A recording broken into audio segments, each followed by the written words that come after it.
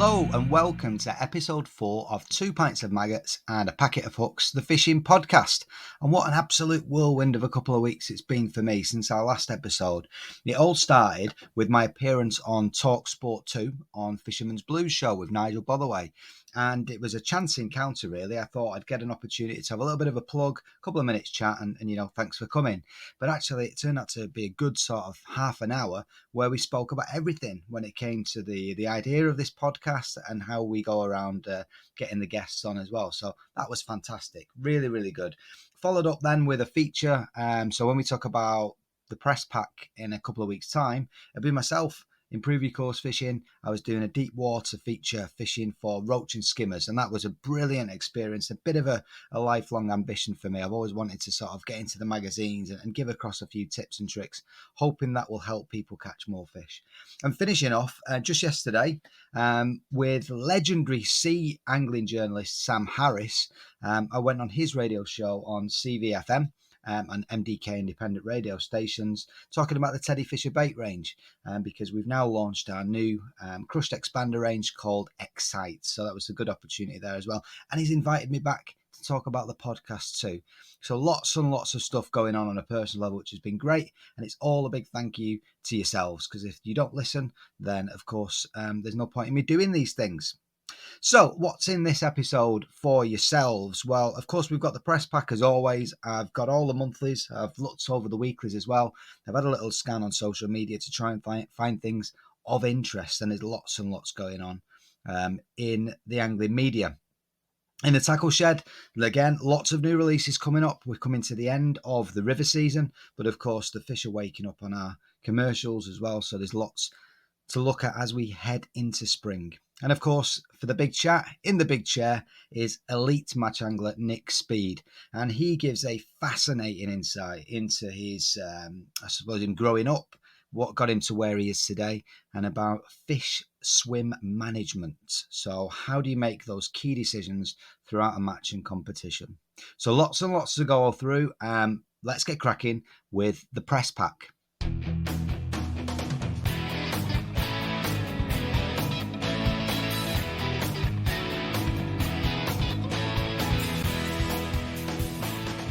Now then, let's get stuck into the printed media. We missed out a little bit on episode 3 because the monthly magazines hadn't arrived in time for that one, but they've arrived now. I've had a good chance to look at the March edition of Matchfishing magazine, and on the front of that is Mr. Nick Speed, of course, who we will be speaking to very, very shortly. And Improve Your Course Fishing this month is March the 9th to April the 6th edition, issue 374. And of course, we've got the Angling Times, to go at as well. One thing I did miss, though, from the 2nd of March, I can't believe I omitted this one off episode 3. Young kid, young schoolboy, 13 years of age, Kyle Brain, 17 pound 14 ounce barbel and 7 pound 10 ounce chub from the Middle Trent in one session. I don't know how I missed that from the last time we looked through the press. Crazy stuff. I'm still trying to get a double figure barbel, and I'm yet to beat a 5 pound chub. So good luck to the lad. Good on him. He said he pre-baited the swim, went down for a couple of hours, just a couple of fields away from where he lives. So lucky lad. Moving on to more up-to-date times with the Angling Times. There's an article here from I think this was in the 9th of March, but yeah, it was quite a disturbing story in some respects. But it's talking about pharmaceuticals going through humans and into the water system. And it's talking about, are we drugging our fish? And what this comes from is a study from Australia that did many, many tests in their water systems and found that anti-anxiety tablets in the water course make fish less inhibited but extremely clumsy feeders. And then it talks about some examples, bringing it across to here, because there's been tests in the UK as well that finds the likes of Prozac and any sort of anti-anxiety tablets as well is getting into the water course. It's affecting the fish, making them more docile. Could be potential for reproduction, which would be a big, big problem.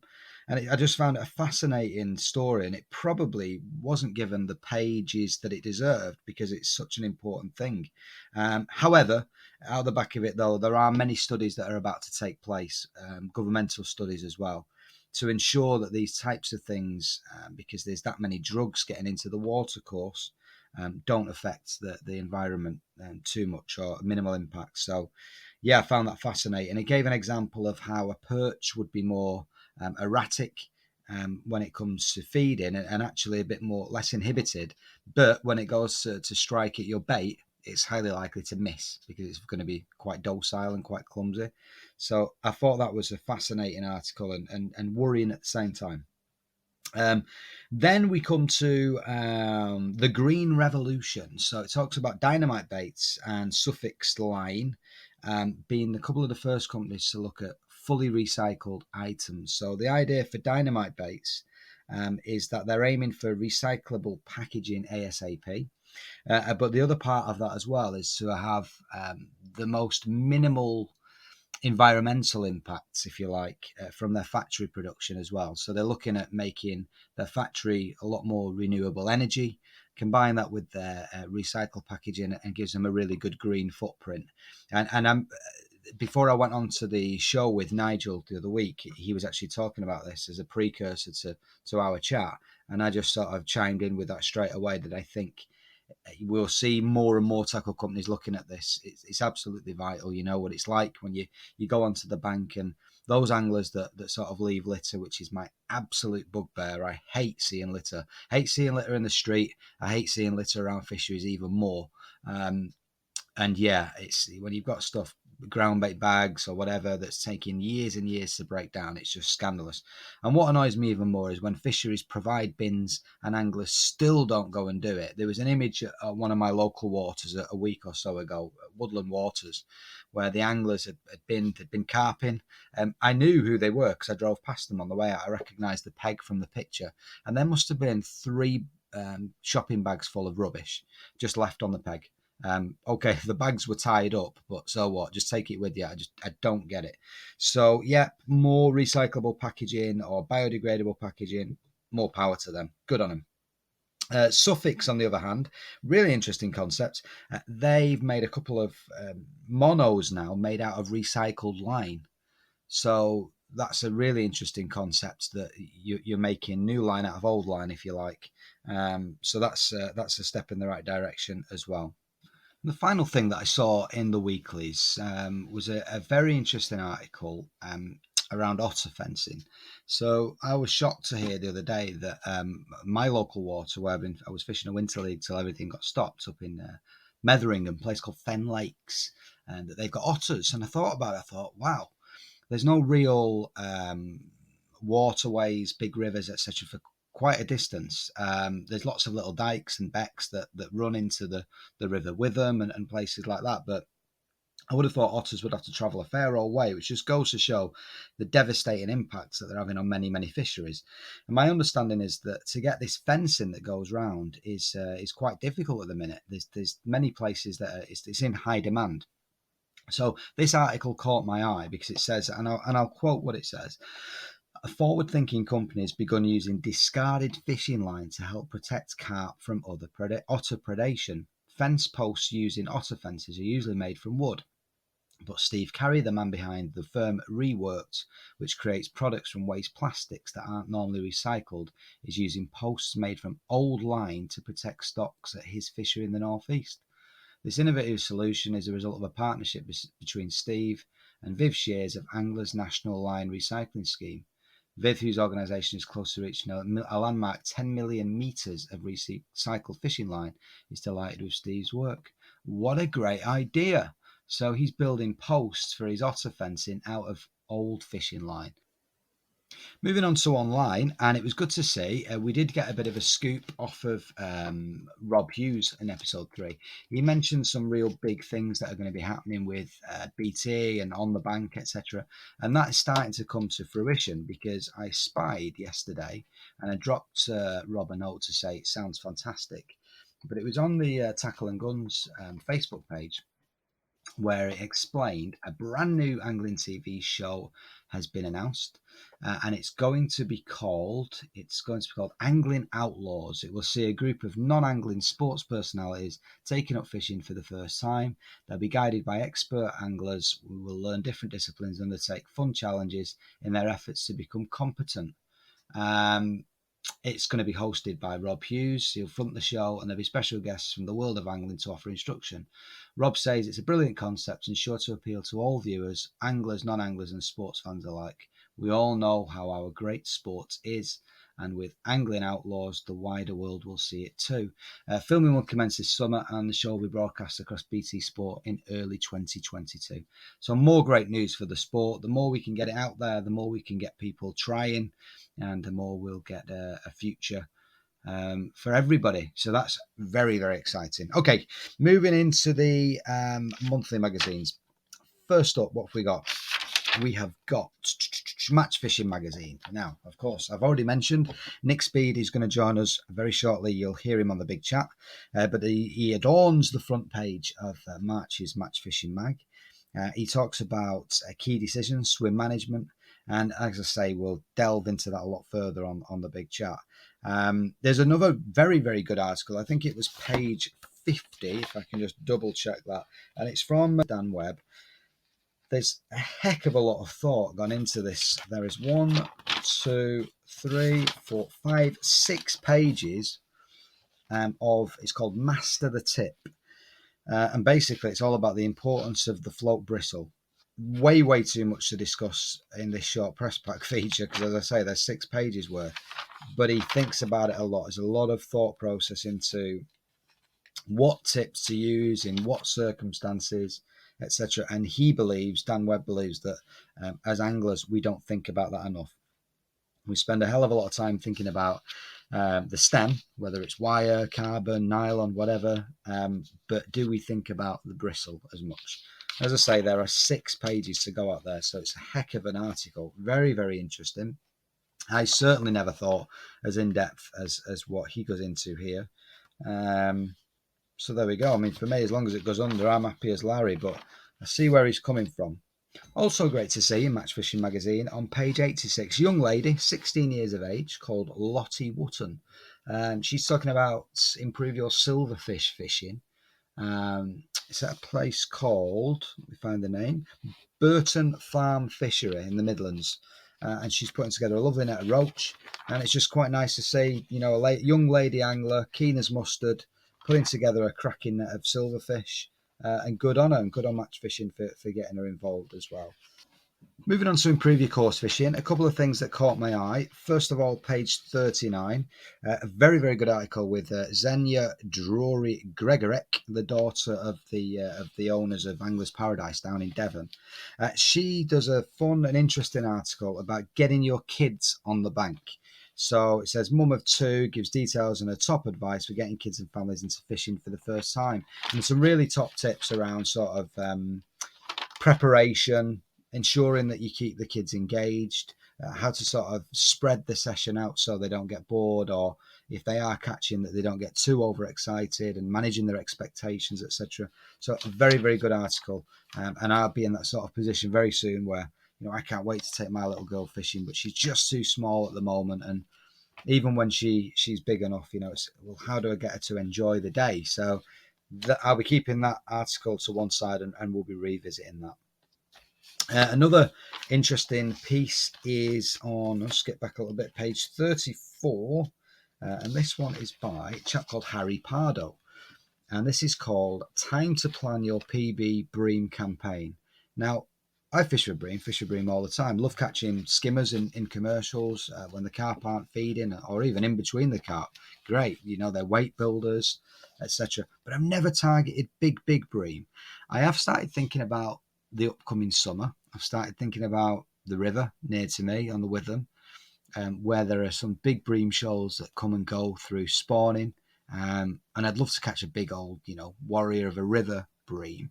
But I've never thought about targeting these big still waters, and there's lots of them in my area here, lots all over the UK, but double figure bream, you know, those fish that some carp anglers think are a nuisance, which would be a bit of a fish of a lifetime, I guess. And this was why it caught my eye, because I actually quite fancy having a crack at this. It's pretty bog standard stuff. It's sort of like a scaled up match style, if you like, and a scaled down carp style. But he makes it seem really simple. It's a couple of pages. He's using a method feeder. He's using quite a heavy, I found this quite interesting, a very heavy fish meal ground bait mix, actually a barbel mix with halibut pellets as well. So lots of attraction, lots of smell, lots of feed in there. Worms, of course, Bream love worms. And it's just something that wet my whistle a little bit, and definitely something I'd look at getting stuck into there.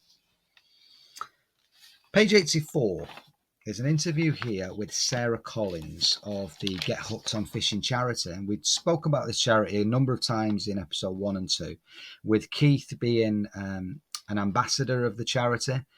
He helps out the kids down there in the London project.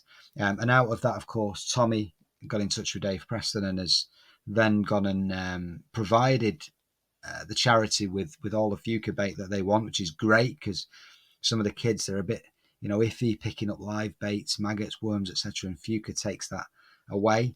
So, again, I'm not going to talk through the whole article, but it just gives you an understanding of what it takes to sort of run a charity and run a charity when it comes to fishing. If you read this, it just shows you how much of a worthwhile cause it is. And we should be all be trying to get behind it as much as we can and hope that they can get the finances to keep it going. Well, there we are. Lots going on in the weeklies. Some good catches coming out, some interesting articles, and some interesting tips and tricks as well. So now let's talk to our special guest, Mr. Nick Speed, in the big chat.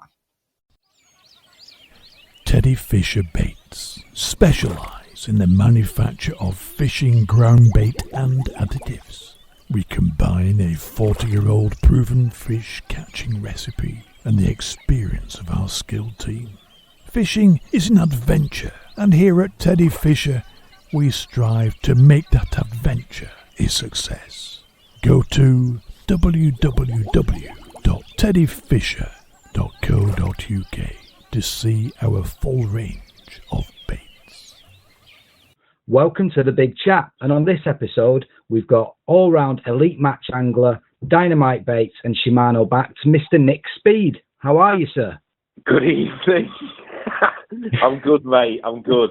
How are you? I'm all right. I'm very well, thank you. Now, before we even get started, I saw a cheeky picture of you bashing out a great big barbel out of one of the rivers. Where was that? I thought you were going to say something else. Bashing it out? Yeah. Yeah, I wish I could say I do more, more river fishing, and it's back from my roots. And I suppose during this lockdown, I've been fortunate enough to get out on the bank doing, content creation for both companies, because obviously that's my line of work. And it's just given me that opportunity to revisit venues that I haven't seen or fished for a long time, and Fiskerton is a typical example of that. And it just coincided with the rivers falling from the floods, and it was just perfect condition. I was just, I had two not so good days, but nonetheless, I still enjoyed being there because it's absolutely beautiful. And one absolutely cracking day where I literally caught a few barbel in a few hours. So I've enjoyed the fishing and the change of scenery. It's great, isn't it? Now, you know that we've got a bit of a format. We sort of talk about a past, present, and a future, if you like. But if we go off track, that is absolutely fine, not a problem at all. And to be honest, the reason why I invited you on the show is we have touched base once before, 2016 to be very, very precise. My good lady bought me a ticket for a day down at Tunnelbarn Farm. It was called A Day with the Stars. Do you remember this day at all? I do remember it. I remember it very well. So you remember the format? There was 5 anglers, 5 groups, and we had an hour each with you. Now, did I fall in that day? You might have done, not on my session. You might have done, actually. I don't know. There was you, there was Des, there was Matt, Godfrey, Jamie Hughes, and Andy right. May. Yeah. Yeah. So now a whole host, a cacophony, if you like, of skills. I just left that session that day thinking of your 1 hour piece, because it was the one part that really stood. It was the only thing that was different from all the other guys. And you was talking about a method feeder. So ever since then, I thought a thinking angler, and I like a thinking angler. So how did it all start for you, Nick? Was it just the usual, Grandad took you down the canal, or was it a different route into sort of match fishing? Quite well, I suppose like as youngsters, and I'll never forget this, the first time I got the interest in fishing was, I used to live in Cambridge, and I was brought up in the fens in Cambridge, in Pints, until I was 7, and my granddad used to do a bit of fishing when he used to come down from Sheffield, because he lived in Sheffield at the time, and yeah, I've been with my brothers fishing, but very, very vague memories. I can't really, and I think I was just on the bank playing because of my age, and my brothers were fishing. And then when I moved to Sheffield, I obviously became friends with a few people at school, and 2 of them were keen fishermen. And I remember going into Stephen Wilson's garage one day, and he's got his fishing rod set up. I went, "Oh, have you do a bit of fishing?" He goes, "Yeah." He goes, "We go on the River Sheaf in Millhouses Park, just trout fishing and bullhead bashing, as we used to call it then." Not more bashing.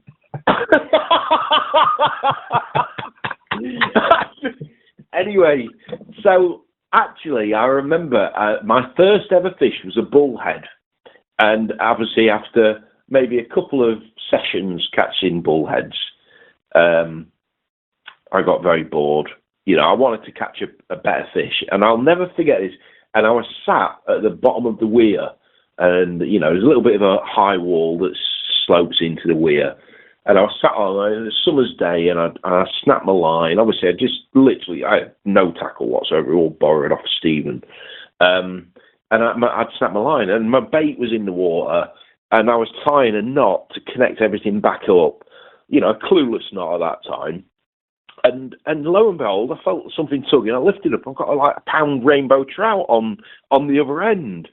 Brilliant. And that was it. That was the earliest memory of me catching a fish was that rainbow trout. I'll never forget that. And then after that, I started, and we did. There was 3 of us on a regular basis. We used to go up to Damflass. That was our local haunt. So literally from the age of 9, 10 was when I started fishing, and they kind of, like a lot of your friends, phase out, lose interest, and I'd say that was when we were about 15, but I just still loved it. Yeah. And it was a hobby then, and it was just pure passion, and one thing I've always enjoyed is literally just socialising, being out in the fresh air. And a massive passion grew for fishing for me, and I just enjoyed every minute, especially Damflass, because it was so challenging. It was the excitement of going up to this massive reservoir. It's 115 acres, and really not knowing how the day was going to unfold, and what you were going to catch. And at that time, as a youngster, you used to catch big roach there, with a waggler. £1.5 pound. I've never had a £2 roach. My biggest roach is 115, and I'd say if someone was to ask me a question, there's one fish you want to catch, well, without a doubt, it's a £2 roach. And it was that kind of venue where you always went there and caught big roach on the waggler and maggot feeder, and using an 8-foot. I'll never forget it, Silstar Wingle picker, and it really grew from there. And then obviously, we started travelling further afield, like Worsborough, Butterley Reservoir.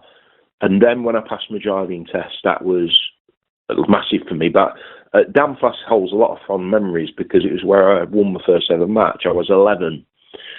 And I'll never forget this. And I bumped into Keith Ashmore, who was a former Barnsley Black angler, very good angler. And there were a few faces up there, very famous faces in the match scene, especially in Yorkshire, like Brian Needham, Pat Needham, Ben Goffin, Paul Stanton, just to name a few that you always looked up to as a youngster when you were walking along the bank and you'd watch them fish a waggler and loose feed maggots, and just pure art, and in them days, no poles. It was all. Are these lads still with us? Do you still see them? I still see Paul Stanton knocking around. I know Pat and Brian packed in fishing, then come back into it, I'd say about 2000 and about late 90s, 98, 99, for a very short space of time. Whether they carried on or not, I don't know. But yeah. There's only Paul Stanton out of those people I mentioned that still actively fish. And I just enjoyed going and watching a match. And I'll never forget, I was up there and I just said to Mum, I said, I'd love to fish a match. And the first couple of matches I didn't do too well. Of course, I just had an 8-foot winkle picker, a few maggot feeders. And I'll never forget, they used to call me the Wanderer. And I used to spend more time in the match.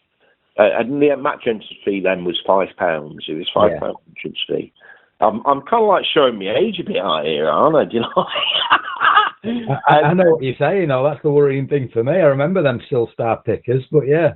Yeah, and anyway, it was the third match. It was a windy day. I've drawn peg 8 on the boathouse, got my brolly set up, and maybe about halfway through the match, I've got a couple of small roach. I just left my rod in and went to walk. And I always wanted to try and gain little hints and tips, because like nowadays, and there's a lot, everything's very familiar in certain areas with angling, and nothing has changed as regards to information, and you only learn so much by conversation. It's when you visibly see it with your own eyes that it all makes sense. And they don't even, an individual doesn't even have to explain the process. You can see why they're doing it. And I'd walk up and I'd see somebody, he's fishing a long hook length, or how's he set that feeder up? And I remember, I walked off on this particular day, come back after having a cup of tea, and I always just sit behind Ben Goffin, and if there's one person I looked up to as a youngster, it was him. Very, very intelligent angler, and I walked back, picked my rod up, and I got a 3-pound perch on the end. What, you'd left your rod in when you'd been wandering? Yeah. Imagine doing that nowadays. You'd never see it again, would you? Yeah. And anyway, I had a 3-pound. I ended up with 3 pound 8 ounce, and I won the match. And not because the matches then were pretty big, big turnouts, because that was the be all and end all. Natural venues, and even local venues on your doorstep, such as Damflask, were hugely popular. And they used to have Wednesday evening matches. They used to have Saturday matches, Sunday matches. And there's the Pennine Championships once a year. They used to have the Autumn Sweepstake, which is in October, and the Pennine Championships. Now, in my earlier years, when I first started getting the itch for match fishing after I'd won that match, that was like, and I won 80 quid. I'll never forget it. I won 80 quid, and I was just like... You was 11? And I was absolutely over the moon. I bet you thought you was a millionaire at 11 with 80 quid. Well, I did until I got in the car, and my mum wanted it. So I'm keeping that, because that's a lot of money for you. Yeah. And looking back, I'd have done the same. But I was really, really keen on fishing, and that was the trigger point for me. And I remember the autumns, the Pennine Champs, and you used to turn up in the morning, and the queue for the draw was ridiculous. I'm talking, it used to be in its heyday, there used to be 200 anglers in the match, right around the res. And I wasn't there this particular day, but I remember £1 1 ounce won it one year. So you're talking a very, very hard venue. And a high standard of angler as well, weighing that in, so that's how tough it is. It is. It was all simplistic fishing then. It was bomb and maggot and waggler and maggot feeder, and if you were going to fish a ground bait feeder, you'd fish these homemade feeders that were made of like plastic tubing that really unless you converted of myself, and I hadn't got that far in my intelligence with fishing. Yeah. But you were just feeding a lot of bait, and a lot of it was it was regular. We used to go up there and ball it in with a catapult and fish a bomb over the top. Yeah. And I won the Pennine Championships, I think, when I was about 15 or 16. Wow. And I had a bream and 2 perch for £6 4 ounce, and I won the Pennine Championship. Wow, yeah. And I put 4 balls of ground bait in at maybe 55, 60 metres, and I fished a bomb and single maggot over the top of it all day, and I had 3 fish. And I'll never forget it. We used to use £3 marlin mainline and 12-ounce bear hook length. Yeah. Maybe 2 or 3, might have been in a longer hook length, but 12-ounce bear purlon was the go-to hook length we used to use. Yeah.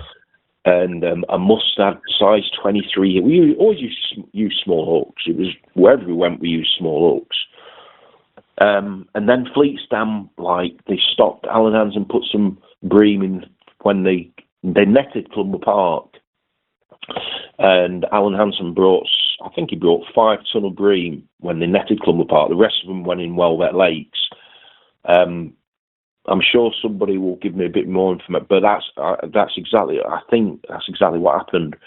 And we were all of a sudden going to Fleet's Dam fishing a wagner and catching bream up to £7-8 pound. Wow. And that was, I'll never forget reading the Angling Times, and there's a centre page of Alan Hansen there with a massive net, these massive bream, and as a youngster, that was just the monstrous fish, enormous bream. And that didn't last long, because then he started putting carp in, which obviously made it a mixed fishery, and then we were going there, still trying to use 12-ounce bear purlon as hook lengths. Yeah. Or if we were feeling aggressive, stepping up to 1.7 bear purlon, and wondering why we were getting broke. Broke off, yeah. And over time, things started developing. And then when I passed my driving test, I'm now I'm learning quick. I'm doing well on the local scene, i.e. Dam Flask, where I can get transport to. And then I started travelling down on the Witham with Ben, and he used to take me. I'll never forget a very individual. We used to fish Coombs Res a lot, which is up at Chapel in the Frith. And Ben used to take me up, and we went up there, and I'd John Peg 7, and I won the match. Now, them days, it was a £5 entrance fee and a £10 optional. And it was £10 entrance fee, £5 optional. And I went into the entrance, the normal, just basic pools, but I didn't go in the optional, because at that point, I just enjoyed fishing in matches. I wasn't that competitive. Yeah. I was just enjoying the fishing. I was enjoying the aura, the talking to people and learning information, but yet at the same time fishing these really interesting venues and coming away off the bank every single time thinking, do you know what, I've learned so much today. And that was quite special, because I was fishing different venues. Anyway, so I ended up winning the match, and this was a 60 peg sellout. So I was 15, something like that. So anyway, and Damien, and it was quite funny, because Damien Bracken was second in the match. I'll never forget it. I was going to say, you got a cracking memory, to remember these, even peg numbers, fair play. I can only remember it now I'm talking about it. Yeah. It all comes floods back, and it's almost when you talk about something, it takes you back to that split second, even, that last hour when I'm hopefully going to catch another bream. And Kevin Hill was just above me as well, he still is, and he doesn't fish as much now, but just a pure class when it comes to tackling wild waters. Oh, unbelievable. His dad, Peter, used to work in my local tackle shop where I'm originally from, and all them lads used to all use a company. They're not really sort of renowned now as in tackle shops, but have you heard of Alderson's? Alderson's ground bait. Yeah, they used to use all that. And there was a Bradshaw. That's right, John Bradshaw. Yeah. Yeah, John Bradshaw, Simon Shepherd. That's right. Yeah, he used to run the matches at Coombs. Well, you would have been sort of meeting in the middle then, coming over the peaks from the Yorkshire, weren't you? And all our lads were coming from the northwest, and that was those sort of venues, absolutely, yeah. So Damien was second, was he, behind you? Yeah. He was second. Anyway, so we come to payout. So he goes, yeah, next video, and something like £100. I was like, whoa, happy days. And he goes, right, Damien Bracken, second is £180, and then Ben goes, and obviously waiting to get the money so we can go. And Ben goes, hang on a sec. He goes, what's gone off there? He says, no, Nick's won the match. He goes, yeah, but he didn't go in the Super Pool. And he took me outside Ben. He went, don't you ever come fishing with me in an open match and not go in the pools. You're in a match to win it, and you pay the pools. Were you sharing as well? No, we weren't sharing. And he was my mentor. And he kind of like really gave me a bit of direction with stuff like that. Yeah. And he says, you fish a match to win it, and that is it. And you know, somebody reminds me, who's a really good friend of mine, Tommy's like that. You know, he's, you know, nobody remembers second. You're in the match to win the match, and that is it. And it was just those little things that helped you focus. Look, you know, if you're going to go in a match, you do it properly, you know. And I started travelling down on the Witham with him. I'll never forget going down on the Witham and used to get down to Kirkstead, and you used to literally spend ages waiting to draw. But the match was just the match, you know, consist how many anglers were in the match and where people were travelling from to fish the Witham. And actually, on the decline of the Witham, it was becoming predictable. But during my teens, my late teens, when I fished it a lot, when I passed my test and I was using my mum's mini Metro to go down with them if I wasn't going with Ben or somebody else, it was so challenging because you just didn't know what was going to happen, you know, and that was really exciting fishing to me, and fishing a new venue, trying to figure out, and you know, and it just literally went on from there, and I got keener and keener and keener, and now I'm chefing, I've left school, working a lot of hours, doing a YTS scheme. Yeah. Working a lot of hours for, I think it was £27 a week I was on. But yeah, on the day off, or hopefully 2 days off, going fishing. And because I was chef, I used to do split shifts. So, you know, I might get one Saturday off every other Saturday or something like that. And then a day off in the week. So I was always making the most of my time off. And it just literally went on from there. So, yeah, my passion, it comes from those earlier years of fishing those special venues that are very fond and close to my heart still. Like where I've been today was, you know, you sat on the bank and just, you know, you literally just reminisce and look back as a youngster being on the same peg. Yeah. No, it's funny, the way that you explain that. I had visions, I had flashbacks of my first match, and I can see myself sat where I was on the bank. Similar scenario, very, very similar what you've just said. It was a place called Jumbles Reservoir, which is up near Bolton. Same sort of thing, you know, 70 odd acres. It was with school, about 30 odd kids. Imagine getting 30 odd kids to fish now out of the same year at school. It just wouldn't happen, would it? No. And it's very, very sort of similar story. But just before we move on, the River Witham is 15 minutes from my house. And I've lived here now just over a year, and I haven't had a chance to get down there yet. But when I do go and I have a look at the river, you know, especially over last summer when we could get out and about, I can visualise, you know, those hundreds lining the bank from Tattershall all the way up to Kirkstead. That's my local river, if you like. Yeah.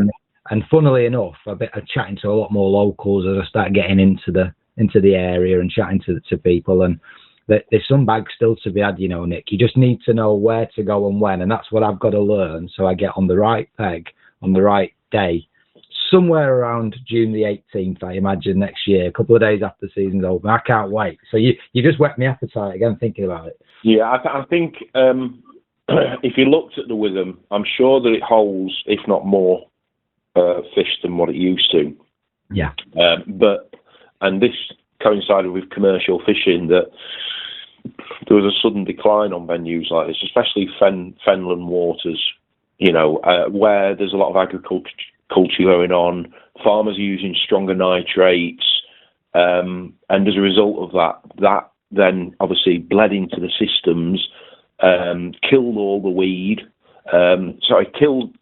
basically created photosynthesis, where obviously it just allows, with the nitrates going in, the water going clearer, the weed growing, and before you know it, the fish are still there, but so reluctant to feed because the water's gin clear now, and that was never the case back in the time, where, there was always colour in the water, and certain stretches held different fish, from eels to bream and roach, and depending where you drew, depending on what you fished for, and I'm sure that they were all still there, but they were nocturnal fish now, aren't they? Yeah.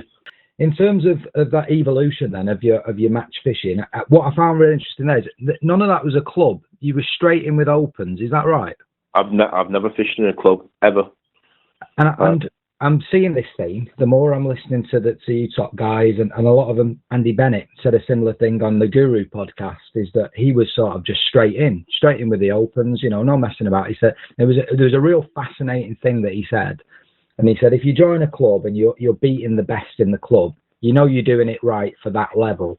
But when you're beating people who are the best on that venue or the best at that style of fishing, you're definitely doing it right. And you can't gauge yourself on club matches. So that really resonated for me, because that's sort of my fishing is club fishing. So that's really interesting. You followed that same sort of path, I guess. It depends what boundary you want to fish within. So if you want to be a safe angler, but you still want to enjoy your match fishing and compete, but feel as if you're going to get a reward, then you're creating that safe zone, that safe bubble that you're not prepared to burst. Right. Yeah. And like what Andy reiterated in his podcast, from what you told me, that you're only going to go so far. And then you look back at the time that you've kind of like flatlined, where you feel as if you're not gaining information from the people around you, because you're beating them. So, and then everything becomes a little bit secretive because they want to beat you, so they're not going to tell you anything, even if they learn something. Yeah, it's true. But as a youngster going into the match scene is completely the opposite, because they don't look at you as a threat. They think, do you know what? It's nice to see the youngsters on the bank. Now, and I think the age difference has not changed either. That, angling does hold a large amount of middle-aged to old-age people. And it was the same when I was a youngster, that I was one of the very few youngsters on the bank. But because I was young, all right, young'un, you're all right. What are you doing? What are you going to do today? Oh, fish maggot feed. Oh, yeah, good choice. And, I did say, right, well, why don't you try this? All right, yeah, I'll give that a go, kind of thing. And they're willing to help you. Yeah. Because they want to see these youngsters on the bank. That's the difference. Yeah. So let's put it into the context of now, where we are now, that when I fish an open match at Lindholm, and I try to be as open and helpful as I can, and I'm not computer savvy. I try and spend as much time on social media as I can, and I get a lot of messages, and I try to help people as much as I possibly can. And if I'm on the bank side, and a youngster is doing something wrong, and it's very rare this happens, because I tell you what, when I was younger, I would be that individual that would walk up and ask questions. Yeah. Because I want to learn. That you don't get that anymore. No. And I'm now in that position where I look back and I try and help people that, let's say I've weighed in a match, I've seen somebody do something completely wrong, and then they're wondering, scratching their head, I can't understand where, I've gone wrong. And these are the people, with no disrespect to them, that then will say to mates, I've been next to X today, and he's fished a method, I've fished a method, and I couldn't catch an ease that ended up winning the match with £200. Then I walk up at the end of the match and say, right, you're using the wrong hooks. They're far too heavy for what you're trying to catch. Your hook length's too thick. Your hook length's too long. You're using the wrong weight feeder. You're not mixing your ground bait up properly. This is how you do it. So there's a lot of information missing from a conversation as opposed to what you see with your eyes. Mm-hmm. And if you want to become a better angler, you use your eyes, not your ears. Yeah. And then obviously for that reason, I've seen it, I've been there, and I like to try and I get a buzz out of helping people and seeing them improve, and that's why I enjoy my coaching. Yes, I was going to come on to that. I noticed. So you're going to get involved with. I know you do your coaching and you know, plenty of bookings and keeps you busy and whatnot. But I noticed the concept. I think you're doing some with an online piece, online coaching. What's that entail? Yeah, it's a good idea. It's Barry Zimmerman. Yeah. Bit of an entrepreneur when it comes to things like this. Very, very good. Very forward-thinking angler. And wants to elevate angling to a different level, which is exactly why he's done this. So it's an opportunity for individuals to book an hour or even more with an individual, obviously like what we're doing, but on obviously screen on camera. And you're on the bank? Not necessarily. Okay. Could be at home in the evening while we're having a cup of tea. Yeah. I'm in the tackle room. Oh, look, I want you to show me what floats you're using, and right, got it. Explain to me the process of pellet fishing, but in detail, or just quickly show me how you prep your pellets up, or how you do your expanders, or shotting patterns. Show me some shotting patterns, or it could be anything.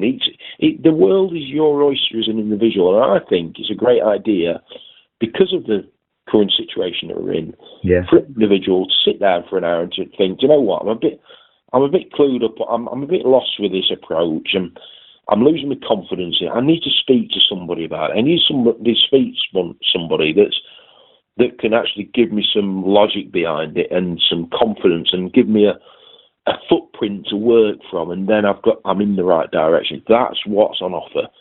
Wow, really interesting. You're right, very entrepreneurial, real sort of forward thinking, I guess. Oh, God, yeah. It's obvious, really, when you think about it. It's one of them where you think, why didn't I think of that? It is.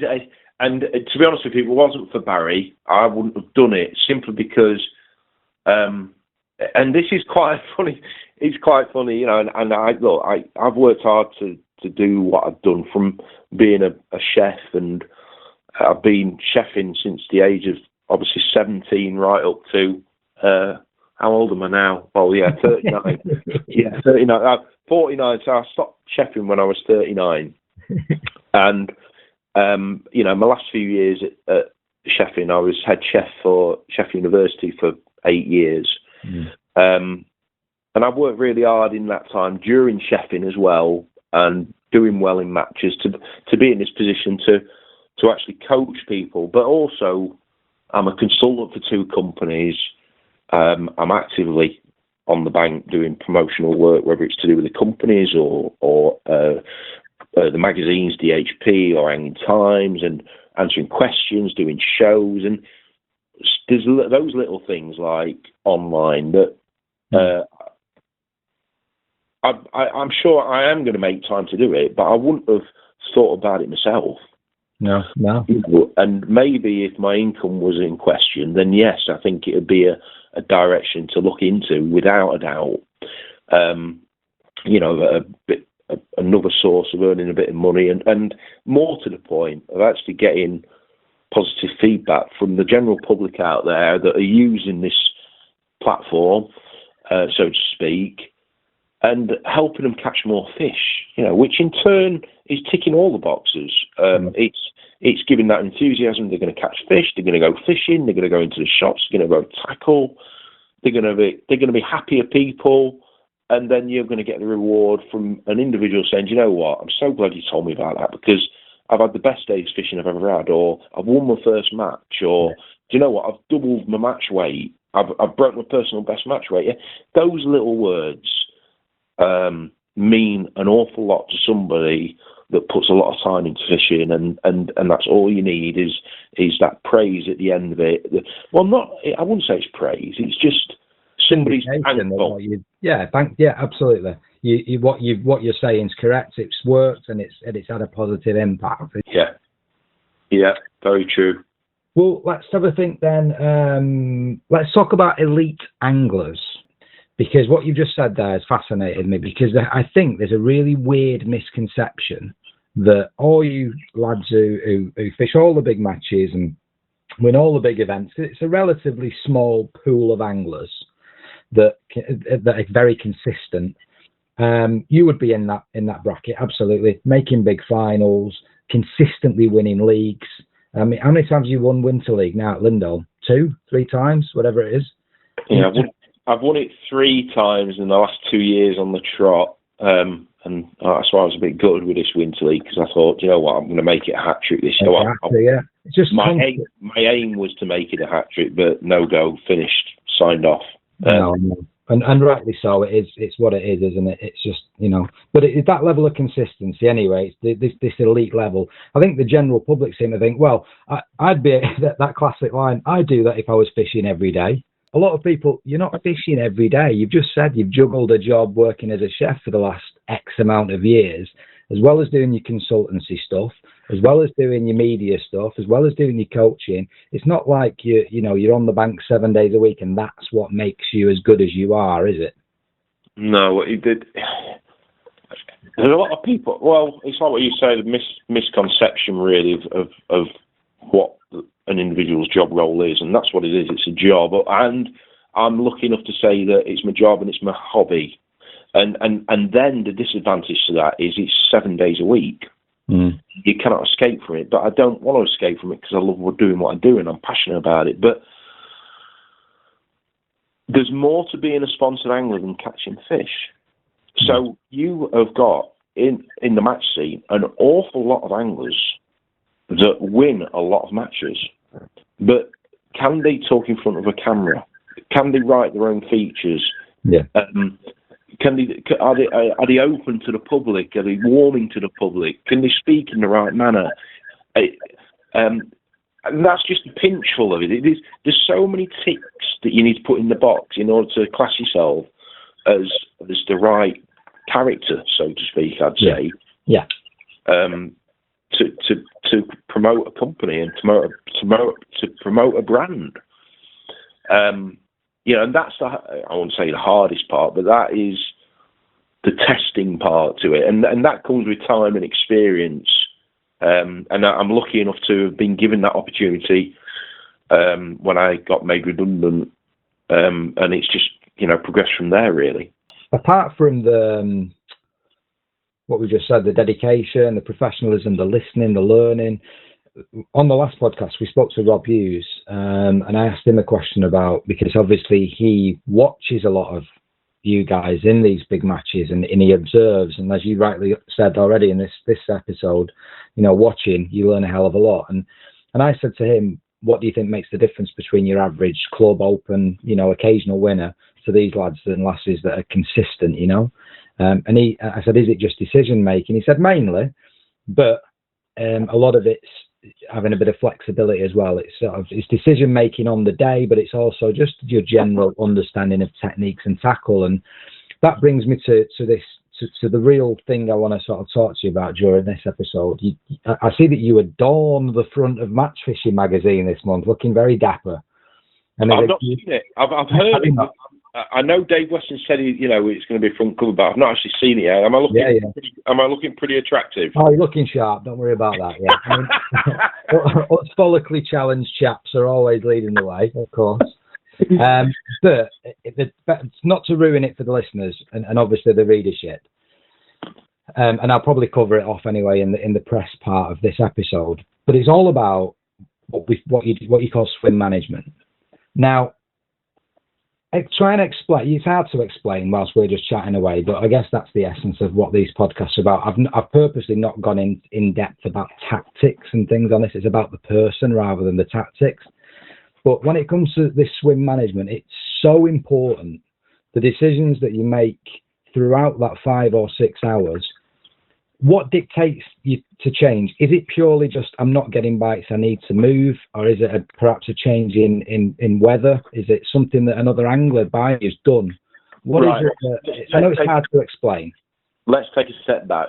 Yeah. So let's go back to when you said to me, I learned a lot from the hour with Fishing with the Stars. Yes. So a lot of my thought process, how I am as an individual in the fishing, comes from chefing.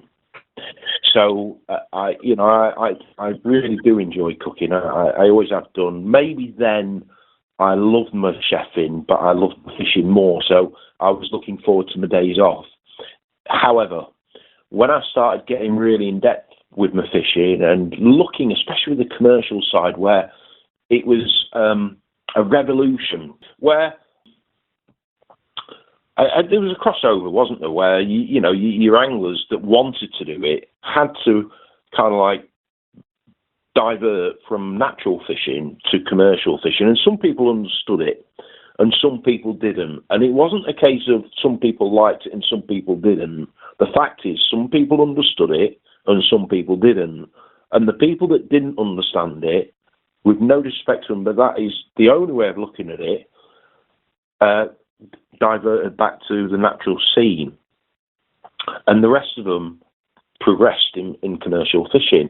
And there is a crossover. That there's a lot of brilliant anglers that do everything, but it created this kind of like wall in match fishing, that you've got your commercial anglers and then you got your natural anglers, and then you'd see I'm going to go and do some proper fishing on a river or a canal. And what I loved about the commercial fishing, that everyone was on a level playing field, that it was actually a new venture for everyone, and that if you sorted out a bait, or it wasn't necessarily about presentation, it's about bait with commercial fishing at that time.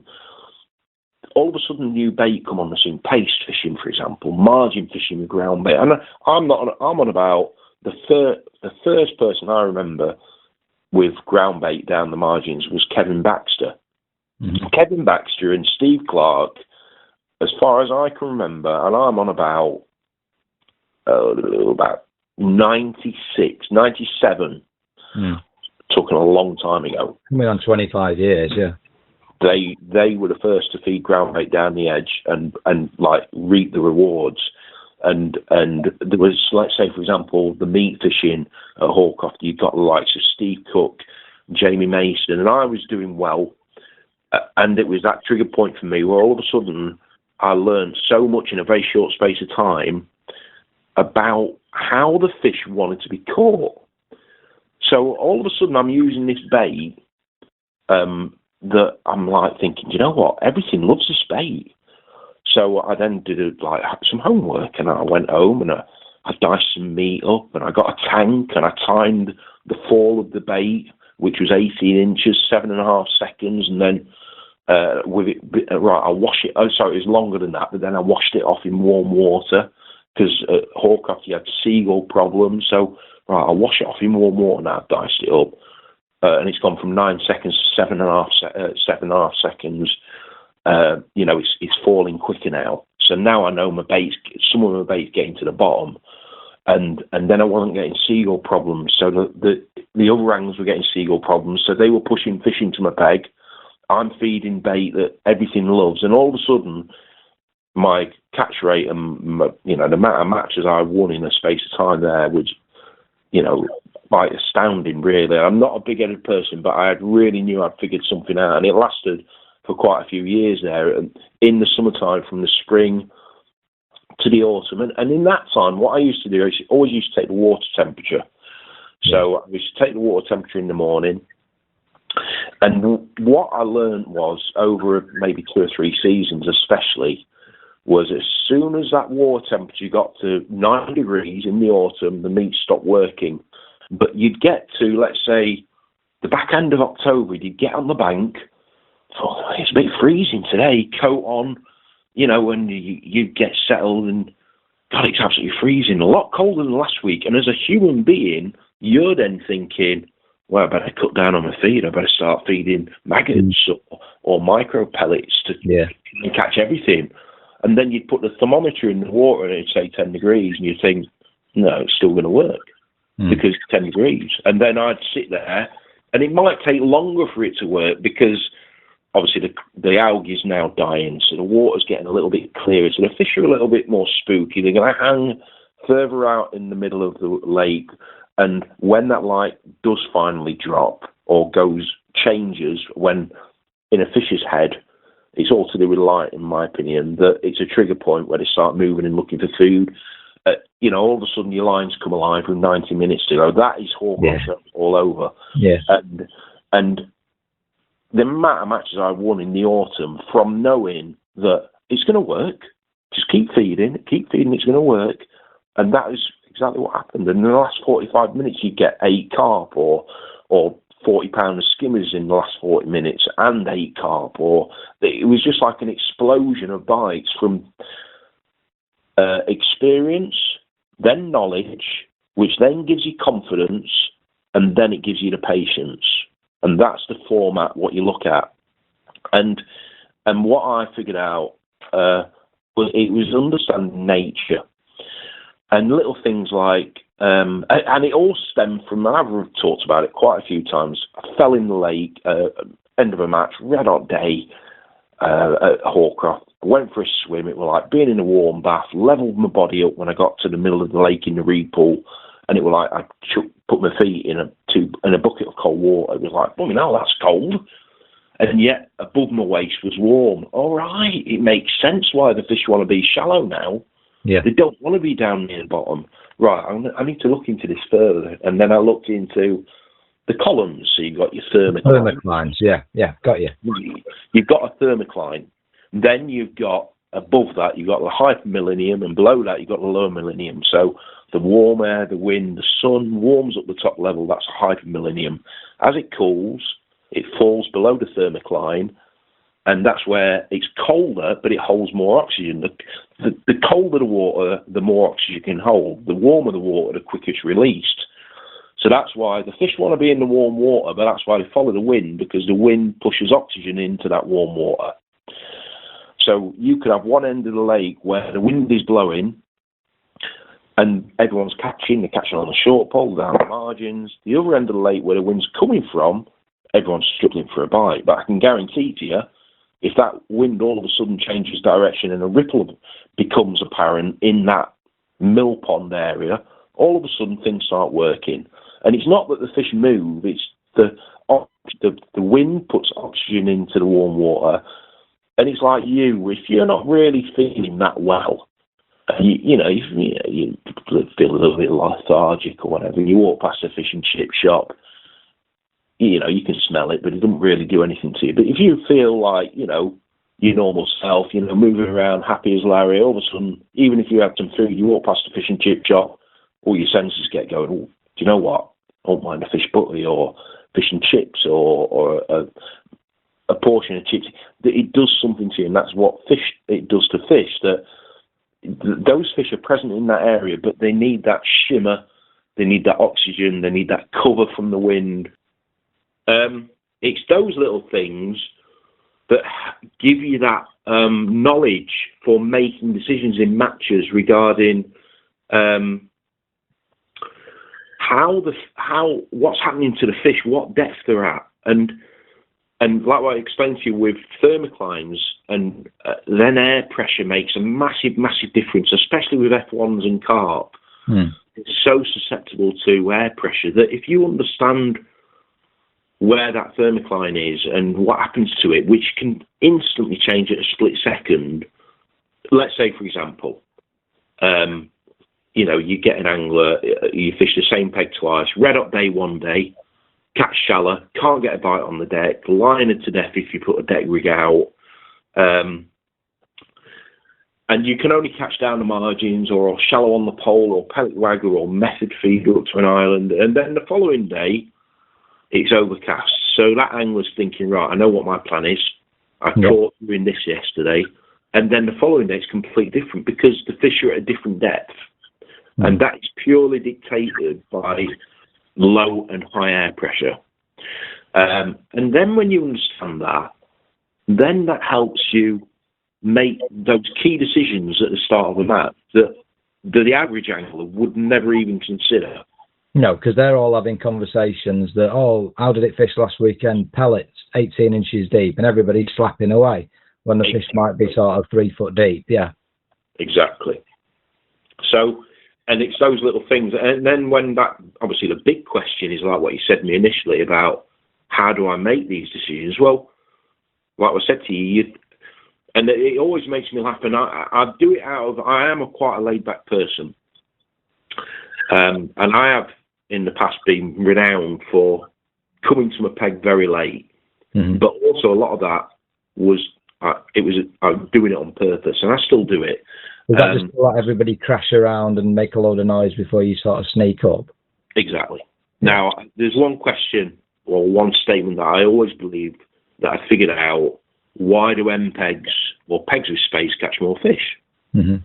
So what I'm trying to do is I'm trying to give myself an M peg, whether it's fishing further out than anybody else or timing my swim management better. And by that I mean, for example, let's give you a typical example and testament to my results when I first started fishing Lindholm in the winter. And let's say we're on the strip. You get on the strip pond where, let's say, for example, down the centre of the lake, it's 18 metres to the centre of the lake. Yeah. And the whistle would go. And let's say I've drawn a good peg, middle of the lake. No, let's say I've drawn out of the middle of the lake, to the right or to the left. So the angler to my left is on more fishing theory, especially back in the days, maybe 7, 8, 9 years ago, that was very predictable where you needed to be, middle of the lake in the winter. I'm on the edge of the fish, so to speak, or where they usually herd up. And I'd start the match at 7 or 8 metres, kinder pot some, shake a few micros out, fish a soft formal expander. The angler that's on the fish, he's gone straight to 14 metres, and he's into them straight away, bagging up. Mm-hmm. And I sit there at 8 metres, 2 lines, not a bite, right, 9 metres, 2 lines, left and right, not a bite. And I know that my left-hand line, because the bloke is catching to my left, and it's towards the middle of the lake, that's definitely going to be a stronger area, I think. And then I get to 10 metres, and I feed the left-hand line and the right-hand line, but I go on the right-hand line first, knowing that the chances are, now I'm at 10 metres, that left-hand line is definitely going to get me some bites. Mm-hmm. So I go on the right-hand line, spend 20 minutes trying to get a bite, maybe get one bite if I'm lucky, right, left-hand line now, chop in, fish straight away. You're not worried at this point at all that this guy's bagging up? You know these fish are probably going to back off into your peg. Is that the theory? It's not a race, it's a marathon. Yeah. And this is, and it gets to everyone where you get worried about somebody near you, guys bagging up now or whatever. Doesn't matter what, the amount of matches, and I think this comes from watercraft where I can't think of a match, or it's very rare that it comes to the closing minutes or seconds and I'm not playing a fish. Mm-hmm. And I'm a lastminute.com person in everything that I do regarding the fishing, that the amount of matches I've had where, an hour and a bit to go, I'm steady away, not really catching, and then all of a sudden, like a flick of a switch, it all starts working, and that is my fishing in general. So let's say, for example, I've gone to the 10 metre line, the left-hand line, gone in, I've had 2 and 2 bungs. A lot of people think, right, that's where they are. Right, go back out to 10 metres. And I'm on about a long time ago. I'm not on about recent. This is like general knowledge now because people pass on their information. I'm on about 2005, 2006 when I first started fishing Lindholm. And going from Hawcroft to Lindholm was obviously a completely different style of fishing. Different beast, yeah. And the first 7 matches I fished at Lindholm, which was Sunday matches, and I won 7 on the bounce. And they were big matches. And it was all from these little things that I'd figured out. So I'd then leave that right-hand line, the left-hand line, and go on the right-hand line. I'd literally sit there for 10, 15, 20 minutes, even longer, maybe knowing in the back of my mind, if I got a bite, I'd be lucky. But I'm resting that left-hand line. Yeah. So, and I constantly, just occasionally putting a bit of bait on that left side. Right, I've had 20 minutes, I've had 1 fish if I'm lucky. Right, time to catch a fish now. Left-hand line, 2 fish. Right, leave it. Right-hand line, go back on the left-hand line, no fish. So go half a metre further out now. All of a sudden, I'm into one straight away. And in the duration of, let's say, a 2-hour period where I'm fishing between 10 and 12 metres, I will catch twice as many fish as him, because what he's doing, he's plundering the fish. So it gets spooky. And then you start foul looking them, or you start missing bites, and they start backing away from your feed. And you're actually, over a period of time, putting twice as many fish sometimes in your net with that way, because people are in a panic to make the most of those fish when they're there, but it doesn't work like that. If you invite a few fish, it creates kind of like interest for the other fish, but also you're not plundering your peg. Yeah. And over a fishing match isn't a 1 hour match, it's a 5 hour match. And if over the duration of that time, you will catch more fish if you think about how the fish want to be caught rather than how you want to catch them. That's exactly what Rob Hughes said on the last one. That's exactly, he said 9 times out of 10 anglers are focusing on how you want the day to work, and that's not the approach at all. Like the words you just said are exactly what he said in the last episode. So when let's say, for example, it gets to that last hour, I'm at 14. This is just a typical example. I'm at 14 meters. Mm-hmm. That where that bloke started, and now I'm ahead of him. But I've still got another section to go to that last hour, when all of a sudden it's ring the dinner bell, and all of a sudden you'll start catching carp. So I then put another half an hour to go, 40 minutes, right, another section. The fish are there. I don't have to feed them because they're being pushed there because of noise and disturbance. So then when I go to 16, feed a bit of bait, instantly catch. Because what fish do is they become interested. It's the same as ducks. That if you put some bread down for ducks, they'll feed and feed. But sometimes if, let's say, you try to pick one of them up, all of a sudden they'd hang back and they'd all be really, really wary about coming over the bread and taking it, because you've tried to catch one. Do you see what I mean? It's the same with fish. So that's what they catch straight away when you open a fresh lineup, because that's where the fish are being pushed to because of the noise and feeling uncomfortable. And knowing, maybe in time, over years, that with commercial fishing, they associate that bait with danger. Yeah. Now, I've got a couple of questions off the listeners for you. One of them's not appropriate for now. We'll do that towards the end. But this one is around tactics, and it's specifically about Lindholm. So let's fit that in here as we're on the theme. So a question from my mate Dave. He said the jigger seems to become less and less effective on bennies. Have you any tips? Trust me, the jigger isn't less and less effective. The fish are getting cleverer. That's all it is. So you can imagine your F1s, they get stocked into bennies at a certain size. They're used to being in a stock pond and getting fed twice a day, whether it's a timer or the farmer going around and feeding the fish. They are used to feeding at a certain time, and they compete. And because of the amount of fish per square metre in a stock pond, they have to compete to survive. That is in their blood. It's in the nature. So when they're introduced, everything works. Everyone's catching on a jigger and a fixed rig, and everyone's picking up. Then as they get bigger, they've seen it all before. They get a bit cleverer. And as they get bigger, they don't move around as much. And as a result of that, the lakes go clearer. So that is a typical example of bennies. The water clarity on bennies has increased over time because the fish are big. And then that results in fish being even more spooky because the water's clearer. So what you have to do, you have to adapt. It's not that a method stops working, but how you're fishing that method isn't working. So, for example, a typical example is the jigger. In certain situations, fishing a long lash. So I might be catching with a jigger 12 inches deep, but I might be fishing 3 foot of line. Yeah. So now I'm slapping my rig and my jigger's landing far away from a pole tip, and that's where the better F1s are. So it's a bit like monkey see, monkey does, really. And this is the problem with information ready to hand, that it's relative, but not always for how you want to use it and the venues that you fish. And you have to adapt. And that is what is missing from, no disrespect, I suppose going back to when I was a youngster, where I had to fight, in order for me to find out, not forgetting none of my family fished, in order for me to find out to become a better angler, I had to learn that information myself on the bank with me eyes. Go and do it. Yeah. Now you can ask a question and you can have it answered, but is it the right answer? I'm not too sure, especially with shallow fishing and with jigger fishing, because there's just too many variables in my mind. Yeah. I guess straight away though, you have given one tip, and that's the idea of using that longer lash. That's quite interesting.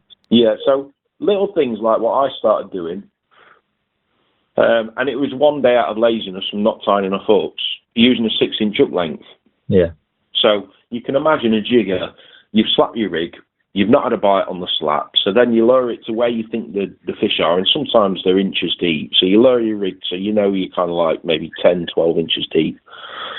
And once you've lowered that rig, your bulk straightens, your line's tight, but your hook bait is still falling. So if, let's say, for example, your bulk settles and you've got a 4mm pellet on with a 4-inch hook length, you've got a 7 to 8 inch fall, i.e., it falls 4 inches, it gets level with your bulk, and then it falls 4 inches below your bulk. You've got that time for the fish to grab your bait. That's why the principle of jigging works so well, because your hook bait is raising up above your bulk. The fish is grabbing your bait, but it doesn't register until you go to jig up again, and all of a sudden there's a fish on, and you've hooked it in the bottom lip. Got it. That is because they're grabbing the pellet as it's descending down. So then, out of laziness, I'd run out of 4-inch hook length one particular match when I was catching. I swapped to a 6-inch hook length, and the difference was just like night and day. It was unbelievable. And so now I'm creating a 12-inch fall as opposed to a 7-inch fall. Yeah. So those cleverer, slower, warier fish have got time to grab your bait. And on certain clear venues, let's say Benny's, a typical example, that principle works really well, and Loco as well. The water quality of Lindholm is second to none. Yeah. It's spring-fed lakes. The water is put into the lake at 4 degrees, whatever the time of the year, because it's brought up from such a deep spring. And for that reason, it's so high in oxygen, which comes back to my explanation about thermoclines, that the colder the water, the more oxygen it can hold. So you're influxing all lakes with a massive boost of oxygen, and that's why they never have fish problems at Lindholm. And that's why, no matter how popular the venue is, which we all know it is, the quality of the fish is just absolutely beautiful. Yeah. So I just think the balance at Lindholm is very good, and over time you just have to learn how the fish want to be caught. And Benny's especially has become very moody, where because the water's clear, you'll bag up for 2 hours when they want to feed, and all of a sudden your peg will just die and you cannot get a bite, and that's just the nature of the beast. So you have to make the most of that window when they're feeding, and hopefully it's enough. And if you can carry on catching during that hard spell when they back away from your bait, then you're all on for winning the match. And of course, then you look at the areas where the wind's hitting. They're the anglers that are going to carry on catching, because there's more oxygen, there's more cover for the fish, and then it becomes a little bit more predictable sometimes. But that's the way it is. That's fishing. Yeah, absolutely. Okay, that's fascinating. Love it. Let's talk then. We're sort of, I guess, coming to the last 5-10 minutes now, but I want to talk about tackle. I want to talk about your consultancy piece. I want to talk about Shimano, and I want to know and the reason why I ask, because I've still got my old Beastmaster that I must have now for 10 years, still going strong. Brilliant piece of kit. I used to have an Exarch AX pole a few years ago. Oh, yeah. When are they going to come out with a flagship pole again? I wish I could have a long conversation with you, but all I can say is watch this space. I thought you might say that. Yeah, I cannot say. I'm not allowed to say anything more than that. But watch this space. That's all. It has to be due. It's been so long. Last flagship I can think was Fireblood, maybe. It's Spire and Fireblood, yeah, 2014. Yeah. So I knew there had to be something in the offing. They're just too good a firm to not do it. All right, I won't drop you in the doo-doo. Let's talk about Aero then. Let's talk about the new range of rods, the ones that were released, I want to say last summer. Was you behind that? Did you have a lot of input into those rods? Yeah, I had an awful lot of input because, myself and Richard Griffiths were the main people that had input, but obviously because, and I've got an awful lot of respect for Griff, that Griff is head of development for basically every division in fishing when it comes to Shimano products in the UK, and he just relied upon my knowledge with rods. And of course, because I've been with Shimano for quite a long time now, I've been with them since 2010, sorry. I've learned these little things, especially when it comes to developing and looking at the market and understanding what is needed from a rod. I felt there was a little gap, especially with, how far can you stretch elastic? But with innovation and tackle, there will always be room for improvement, and that's exactly the case with rods. Little things like creating, let's say, the 9 and the 10 foot in the X7 with ultra-fine tips for something which I'd say is one of my strongest attributes of fishing, which is method feeder fishing. Yeah. Using a really nice fine tip to minimal chance of moving that feeder, you're going to catch more fish. Fact. Read more indications of what's going on underneath the water, but also really does complement, as a result of that, a beautiful playing action for all sizes of carp and F1s, and that's exactly what you get from that simplistic principles by using a really soft quiver tip. And that, as a result of that, throughout the X5 and the X7, I was massively involved in the development, and still am. And that's reflected, in my opinion, on a range of rods that, like with all rods, they're not going to suit everybody. But I tell you, a typical example was Adam Richards, who, got Adam from Browning, and not forgetting, Browning, brilliant tackle, really good tackle. Very much so, yeah. And it's good to get somebody and have a comparison and an overview of a range of rods from using another competitive brand. And he was like, I cannot believe how accurate my casting has been since I've used the X7s. And that was something that I really wanted to home in on, was the accuracy side to the rods. And that comes from using a really high grade, using the correct grade carbon that we obviously had to test to get the right carbon, that responsive in the blank, which stops it twisting so you're more accurate. And you'll find with lower grade carbon, as it twists during that cast compression, even when you're chucking 20 metres, that's why no matter how good you are, you'll have the odd cast where all of a sudden, I didn't want it to go that way. Yeah. And that's what you get out of a high quality blank, which is what you get from the X7. So little things like that. So yeah, I'm very proud of the products that we've created, and we've worked hard for it.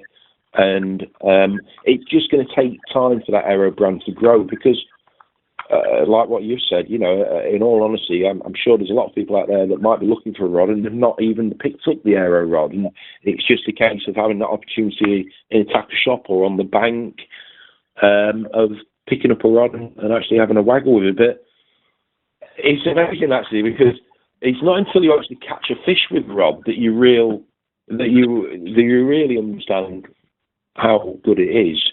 Yeah. And Adam was, again, another typical example, and a lot of people that I coach, set them up, right, use your rods and everything, and I'll set mine up, and halfway through the day, once they've become proficient enough that I feel that nothing's going to happen regarding breaking a quiver tip or whatever, right, have a go with this rod, and they'll go, oh my God, that's like a different world.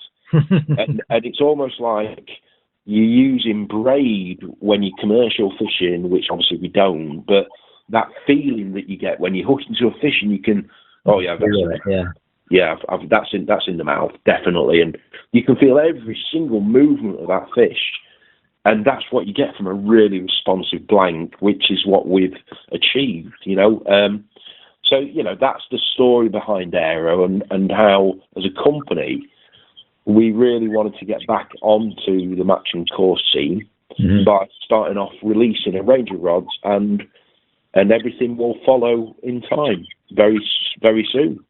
Well, I mean, it's about attention to detail, and as we've sort of demonstrated on this podcast today regarding your swim management, understanding your conditions, understanding the environment, if that level of attention to detail that you put into your fishing goes into the rods, which I'm sure it does, then there's the great product. Great, good. Well, you can't tell me anything more about Shimano. Just watch this space, I guess. Okay. I'm not going to be sleep out. Exciting times ahead. That's, All right. Well, we'll get you back on. We'll do another one, and you can, when the new stuff comes out, you can talk us through it. All right. So the next one, another question. As we come towards, I suppose it ties up with like the future. I guess it goes into the tackle. It goes into what. So this one's from Mick. This question, and it says, "What do you still want to achieve in your fishing career?" That's a good question. That, and I've won quite a few festivals in my time. And looking back, I've achieved a fair bit, but so I should do because I'm a professional angler. But I've not won, and it's my main aim to win a big final. Mm-hmm. And I've been in Fishermania finals, Maven matches. I've been in them all, but I've not actually won a big final yet. And I'd say I've been in about 15, 16 finals, proper finals, mm-hmm. Like. I think I've been part of the Masters 7 times. Yeah. That takes some doing. I can honestly say, hand on heart, I've had one opportunity that, knowing what I know now, I think I could have won it, and that was a part-team final. And I fished it wrong. And I drew peg 14. And that would be my goal, to win a big event, part-team final, Fishermania, maybe match this. UK champs, I mean, it's like a nemesis to me, this UK champs. And I've fished it for quite a few years now, and the last 3 years I fished it, I've had 2 fourths overall and 8th. Yeah. And prior to that, I've been close. It's like a nemesis where it comes to the last round and I'm either joint second or second. Yeah. Or third, and I just need to win my section, or it just doesn't fall right for me. But you just got to keep going. But the prestige side, if there's one event that I would love to win, that is the UK champs. Mm-hmm. And I love the event. I love the venues. I love the style. And to be honest with you, format, isn't it? I love the format. To be honest with you, even although I didn't fish it in them days, when it was a mixture, a bit like the Drennan Knockout Cup, because everyone loved the Drennan Knockout Cup because it was old. A mixture of natural and commercials would, to me, be even more interesting. Not just commercials, but it is the way it is. That's you follow the crowd, and people want a commercial fish, and that's why the big events are on commercials. I wonder whether that format will get picked back up again, the Drennan Knockout, because, like you say, it was a brilliant journey, and then the final at Docklaw and whatnot. It's brilliant. I just wonder why that was not been picked up by anyone. I am as well. It's one of it, and apart from expense, the same as the Embassy pairs, and a lot of that comes from Embassy pulling out from a sponsorship deal to promoting tobacco, and that was all it was. And Embassy put so much money into fishing, and the same with the Dren, that I honestly thought that the Drennan Knockout Cup was going to get taken over instantly, and reborn by another, organizer, and it never happened, which was a real shame. No, exactly. I'm sure it might be worth. I might do some digging around and see what happened to that and see why it got dropped off. But well, to be fair, Nick, we have covered a lot of ground. But I'm going to ask you 6 questions in a minute. So you've got 10 seconds to answer each of these. Are you ready for it? I'm being ambitious, but we'll see. Right. Yeah. 3, 2, 1, go. You're armed with a rod, a reel, 2 packets of maggots, and a packet of hooks. Where do you go and what do you catch? Danfoss Reservoir, roach and bream. Favourite place to fish? Clumber Park. Favourite fish species? Little carp. One bit of tackle. No, chub. One bit of tackle you couldn't do without. Method feeder rod. Aero X7 method feeder rod. Good plug. You enter a pairs match. Who's your partner? Adam Richards. Best angling achievement? Best angling Whiteacres Festival.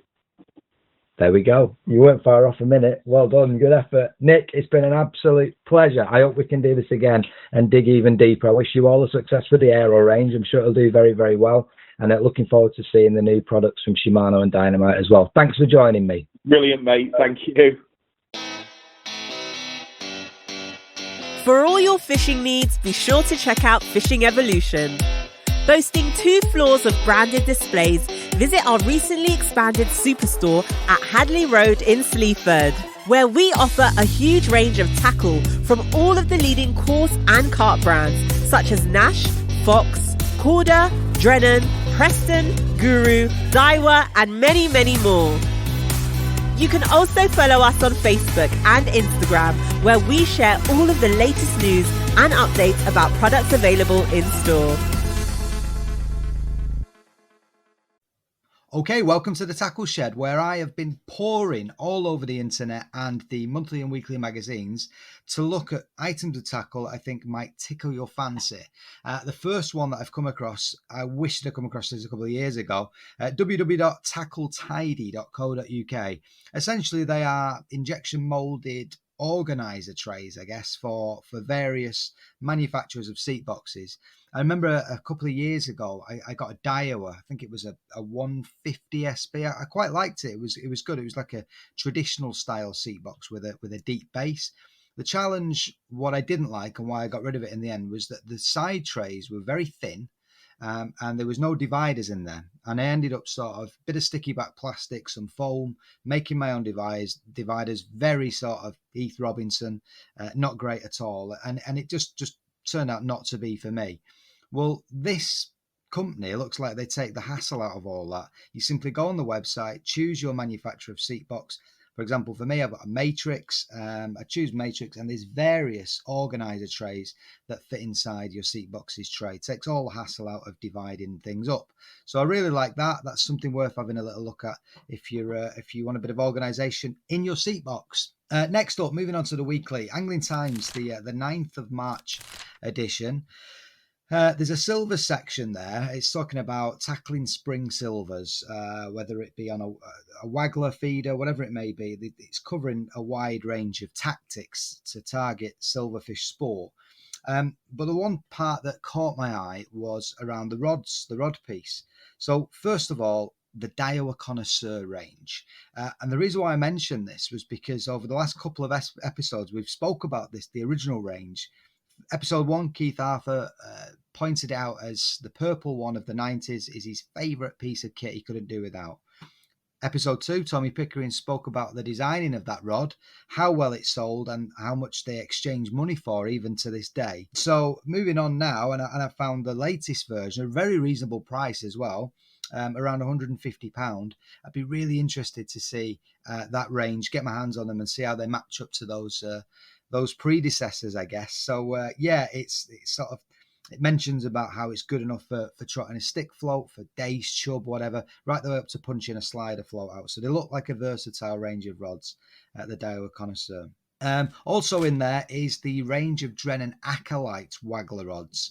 Now, I've not got one of these, can't profess to using one of these waggler rods, but I have got the 11-foot pellet waggler version, and I've had it now for, I want to say, at least 5 years. So we're talking about tried and tested pieces of kit. I can testament to that range of rods. Fantastic. Wouldn't swap it for the world. Great piece of kit. Use it every time for standard pellet waggler fishing. And when I say standard, I mean sort of like punching out to sort of 20, 25, 30 meters maximum. If you want to go beyond that, you need to be stepping up to a 12-foot pellet waggler rod, or even a 13-foot heavy waggler rod to go further, punching out 10-gram floats, etc. I'd use a slightly heavier version. I've got an old Series 7, a puddle chucker, to do that. But Drennan Acolyte, fantastic. And I imagine their Waggler range is just as good. What else have we got in there? So, in that silver piece, now, not necessarily for silvers, but it does name check various lines. And again, sticking with the theme of tried and tested, it does point out the Daiwa sensor. Now, when we talk about reel lines, and we'll talk about reels in a second as well, I cannot praise Daiwa sensor enough. Probably about 6-7 years ago, a friend of mine, Jez, he got me onto sensor. He said, look, Dave, why are you messing around trying to worry about how much line you've got on, you're spooling up with and blah, blah, blah. Get yourself a bulk spool of Daiwa sensor, cheap as chips, and then just keep winding and winding until your spool's filled and don't worry about backing, etc. And he's bang on. For around sort of 10, 11 pound, you're going to get yourself up to 2,000 meters of Daiwa sensor, depending on the diameter and the line strength. And you just don't have to worry about, backing or anything. Just whack it on and it'd be perfect. And it stood the test of time. I've used it ever since. I have started to veer away a little bit with my lines in terms of silverfish work. So I've got some sensor on a couple of reels, about 4 pounds, a little bit too sort of heavy. So I'm going to start going down the Drennan floatfish range for silvers, especially for rivers. I use Maxima on one of my river reels and it's starting to sink. It's taking on water. So that's coming off. And I'll go down the Drennan floatfish route for that. But I'd say 95%. I've got a couple of reels, feeder reels with Guru on, purely because I won it. I didn't buy it, just to try. It's the Pulse version, but 95% of my spools will be Daiwa sensor. Sticking with the theme of lines tried and tested, it's not name checked in any of the magazines, but I've used Guru N-Gauge now for my pole rigs for, again, sort of probably 5-6 years. Never had any issues, but every now and then I like to have a little bit of an experiment, and I've just switched over to a couple of rigs, couple of hook lengths to the MIDI low vis version. I really like the look and feel. I saw it in the shop before lockdown. It looks almost invisible to the human eye, so I thought, well, that might be worth a little sort of dabble. So I shall keep you informed on that little experiment of mine as I start using it. Okay, something else I saw in the same edition of Angling Times. It was a carp rod. It's a Daiwa Black Widow 9 or 10 foot. There's like an extending piece, like a telescopic piece that extends.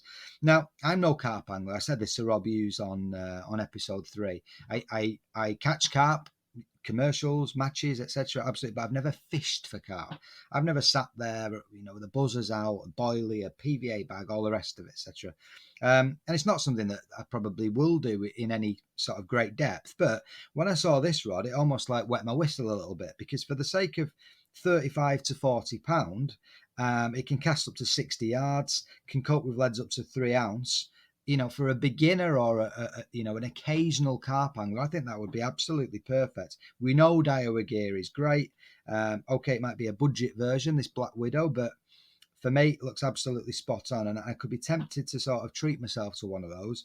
And just when it gets to summer, a couple of evening sessions, just to relax, and you want to sort of look for a bigger fish, then that could be the way forward. So, couple of things there that I spotted. Okay, moving on to the latest version of Improve Your Course Fishing. It's the March to April edition. There's a nice article in there, 11 feeder eels, the best 11 feeder eels under £90. This is a good selection of feeder eels. In general, you're talking, 3,000 size for very short chucks, 4,000 for your average chuck, and 5,000 above for when you start, going long and beyond. And these 11 reels have a range of different sizes. The one that caught my eye, I like to use a dual handle reel when I'm feeder fishing, even when I'm pellet waggler fishing, actually. I just find when you sort of, you're cranking, especially commercials, you're cranking carp back or whatever, I just, the robustness of having two handles. And the only one out of all those 11 with a dual handle is the Map Dual 5,000, £60. Really good price. All the rest single handle reels, but a wide range of different price points. They all look the part. They all look, as if they're going to do a job, and I'm sure they do. But have a read at the article. If you're in the market for a new feeder reel, it's a real good selection to give you an informed choice. Last but not least, moving on to match fishing and sticking with the reel theme, the latest match fishing with Mr. Nick Speed on the front, who we've just had our big chat with. It's one of his reels that he's helped design, and it's the Shimano Vanford. So we go from that budget, middle of the road range, the sub £90 range, up to the sort of exclusive, the real sort of premium range, should I say. The Vanford comes in around £220. It replaces the old Stradic, which was a huge seller for Shimano over the years. Again, looks the business, and you can see how it would marry up perfectly well with these range of aero rods that Nick's just been talking about. So depending on your budget, if you're in the market for a new reel, it's that time of the year we start thinking about, respooling our lines and, investing in some new reels, some new kits, maybe getting them serviced or whatever. There's loads in the magazines over these recent weeks. So they are the things that caught my eye in the tackle shed. So we're coming towards the end of the show, and I need to introduce who our next guest is going to be. Sitting in the big chat in the big chair on episode 5 will be none other than absolute legend, 1975 world champion Ian Heaps. So I'm really looking forward to having a chat with Ian about the glory days, if you like, but also, of course, modern times, where he runs his own fishery down there in South Wales. So lots and lots to discuss to Ian with. Just before we sign off, I'm going to launch a little competition for you. A big thank you for everybody that's been listening to the show, and I aim to continue delivering as long as you keep listening. With that in mind, if you've not done so already and liked my Facebook page, do head over and go on to 2 Pints of Maggots and a Packet of Hooks, the fishing podcast page, like away. I'm going to run a little competition. On there, I'm going to ask you a simple question. You've just heard Nick Speed in the big chat. I asked him what his favourite piece of kit was, and he replied, what? So I'm going to ask you that on my Facebook page. I'd also like you to tag a friend who's not currently liking the page, and also share it and spread the love as well. As a thank you for your time, there's a chance there to win a branded cap and also some Teddy Fisher bait as well. So a final thing from me, thank you for listening. Please subscribe, please share, please like, and enjoy your fishing. Thanks for listening.